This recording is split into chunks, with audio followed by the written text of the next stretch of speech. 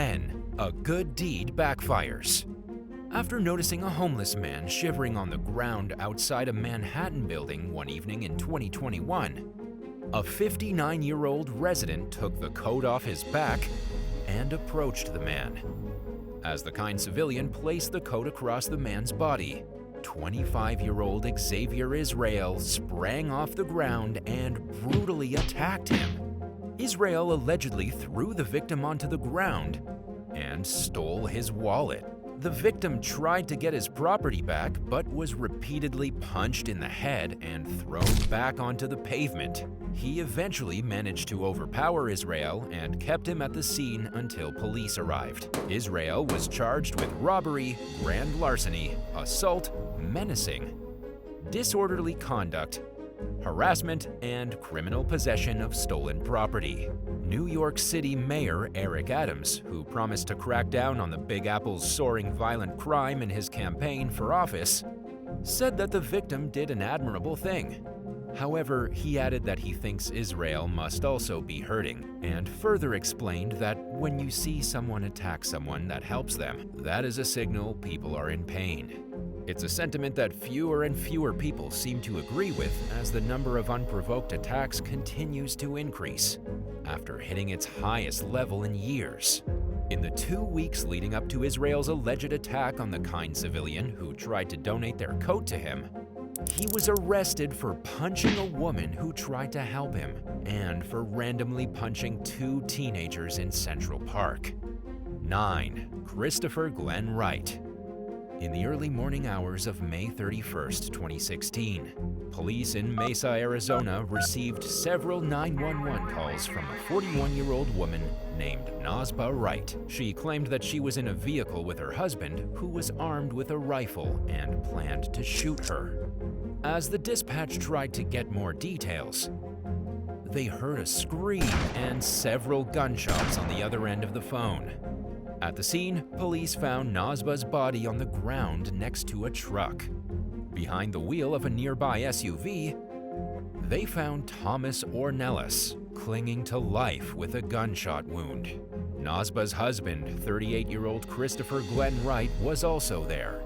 Officers ordered him to drop the gun in his hand and took him into custody. Ornelas was rushed to the hospital where he died from his injuries. Detectives later determined that he was a good Samaritan who had seen Nazba running from Wright after he crashed their vehicle in an attempt to kill her. She ran up to Ornelas, who was prepared to help, when he became Wright's second victim. Wright pleaded guilty to 2 counts of first-degree murder and received a life sentence without the possibility of parole. 8. Johnny Hurley. 59-year-old Ronald Troik from Arvada, Colorado, hated law enforcement, and he wanted them to know it. After sending a threatening letter to the Arvada Police Department in 2021, he shot and killed Officer Gordon Beasley in public one day simply because the man wore a badge. Good Samaritan Johnny Hurley was nearby when the gunfire rang out. The 40-year-old drew his own weapon, which he had a legal permit to carry, and shot Troik. Hurley picked up Troik's rifle to remove the magazine right as responding officers arrived at the scene. When Officer Craig Brownlow saw Hurley with the weapon in his hand, he mistook him for the active shooter and fatally shot him in the back. Hurley did not look similar to Troik, and he was wearing different clothing than the description police received of the shooter's outfit. But an internal investigation found Brownlow acted according to the department's protocol. He resigned from his position in good standing and was not criminally charged. Hurley's mother, Kathleen Bolin, filed a wrongful death lawsuit against Brownlow and Arvada Police Chief Link Strait.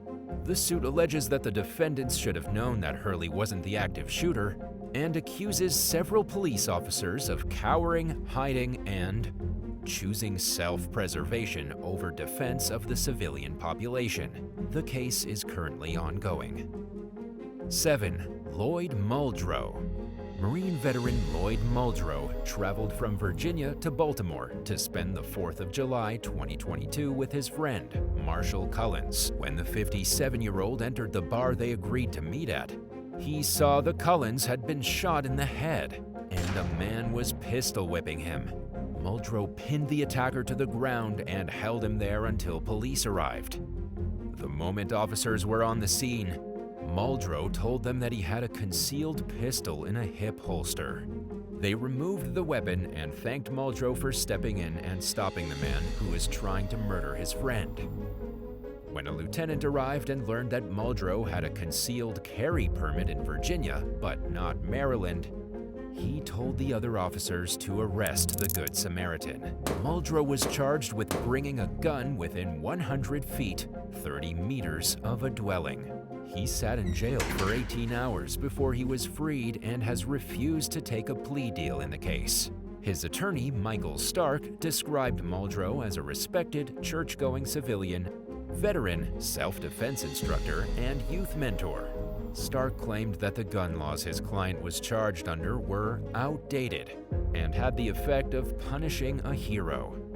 If convicted, Muldrow could face a $1,000 fine and up to a year in prison, and he could lose his license to carry a concealed handgun. On a positive note, the suspected gunman, Wesley Henderson, was charged for his alleged crimes against Cullens.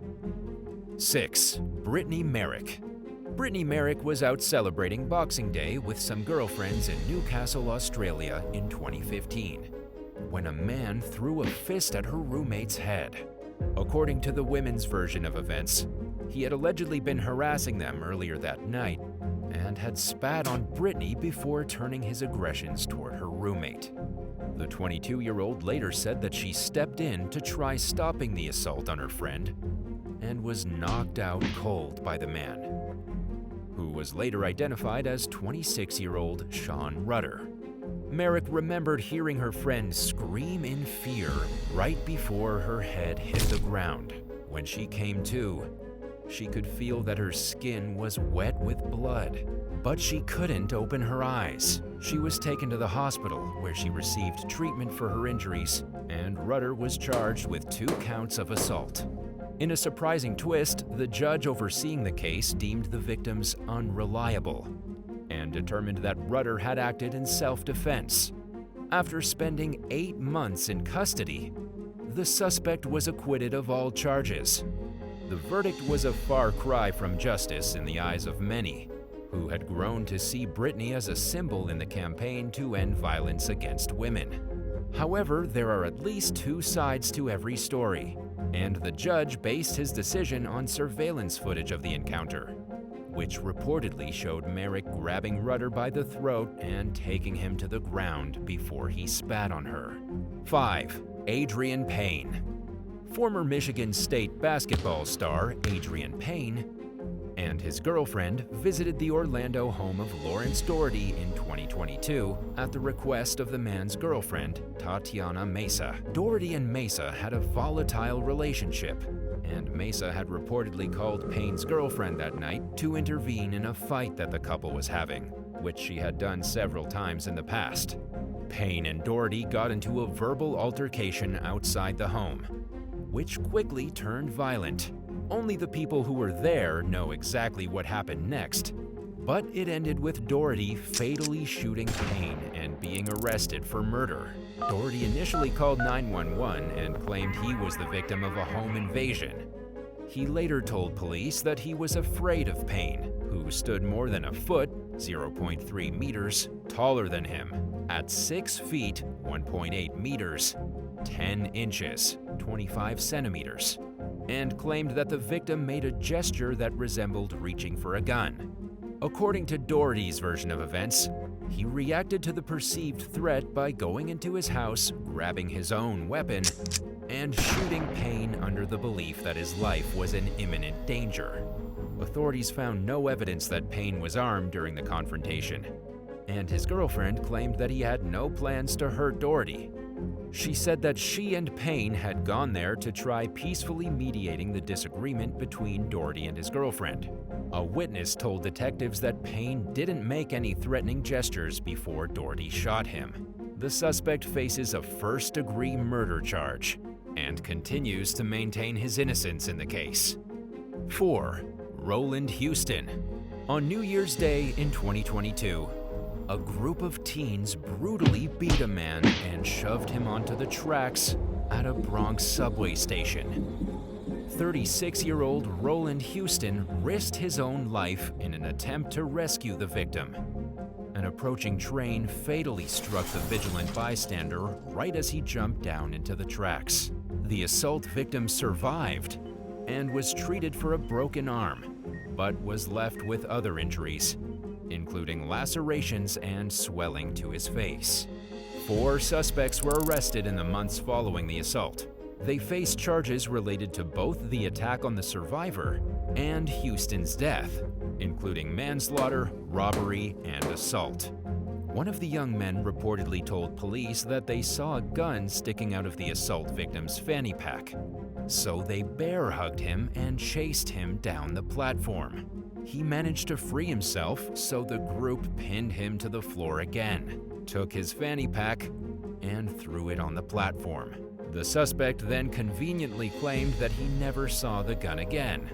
Authorities have not specified whether the victim was really armed, but they did state that a witness saw one of the suspects flash a knife shortly before the attack. Houston's family was devastated by his death, and the mother of the man who survived said that her heart broke for his loved ones in the wake of the senseless tragedy. 3. Surprise carjacking. In 2021, Julissa Guara Reyes was driving home around 2:00 a.m. one morning in Worcester, Massachusetts, when she noticed a vehicle that had crashed into the concrete base of a business sign. She pulled over to help and left her keys in the ignition as she walked over to the disabled car to see what was going on. A man got out of the crashed vehicle, ran over to Reyes's car, and got into the driver's seat. In a shocking struggle that was captured on surveillance footage, he punched her several times as she attempted to fight him off. Luckily, she managed to pull her keys out of the ignition before her attacker could drive off. When he heard the police coming, the man fled the scene on foot. Authorities identified the suspect as 40-year-old William Vassbinder. They caught up with him shortly after the scuffle and charged him with assault and battery, carjacking, leaving the scene of property damage, using a motor vehicle without authority, and operating a vehicle without a license. Reyes told local station WHDH that she was determined not to let Vassbinder drive off in her car. She said she put him in a headlock during the fight to protect her property, and that she was still in shock over the whole incident as she tried to process what happened. 2. Rob SEDDON. When a teenager driver crashed their car into a parked caravan along Australia's Central Coast one night in 2022, local resident Rob SEDDON rushed outside to help. The 63-year-old, who's trained in first aid, was among several neighbors who were assisting in the 17-year-old's rescue when a group of men attacked them. SEDDON was struck from behind and fell backwards as he lost consciousness, and his 21-year-old son suffered a broken nose. Emergency responders flew SEDDON to the hospital. He was in a coma and was taken to the intensive care unit. He suffered serious brain injuries and has undergone surgery to relieve the swelling. According to a crowdfunding campaign for help with SEDDON's medical bills, the extent of the damage is unclear. His condition has only improved to a point where he's slightly conscious but not responding much. SEDDON's family has pleaded with law enforcement to jail the suspects, who have reportedly been identified but have not been charged. 1. Mark SACKETT.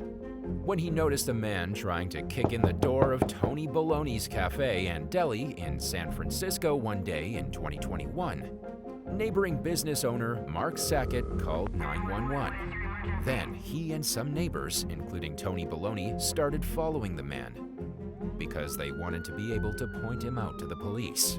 The man quickly became violent and started swinging a knife at the group. Sackett was hospitalized with serious injuries to his wrist and has undergone several surgeries to repair nerve damage. Nearly a year after the attack, he still faces a long road to healing. In defiance, Sackett has turned to Twitter to raise awareness about the unaddressed problems that seem to be plaguing San Francisco. He wrote in a post that he faces $145,000 in medical bills, and that his attacker is about to be let off the hook under what he described as a failed system. Shortly after the attack on Sackett, Tony Baloney told NBC News that he's been in the area for about 30 years, but that he's about to sell and run away at this point. He explained that theft, vandalism, violence, and drug activity have become a daily part of life ever since the pandemic began. In August of 2022, the Daily Mail reported that business owners have threatened to withhold their taxes if authorities don't crack down on crime and clean up the city's streets. Would you rather give money to a homeless person or food and water? Let us know in the comments below. And remember to subscribe if you haven't already. Thanks for watching, and we'll see you next time.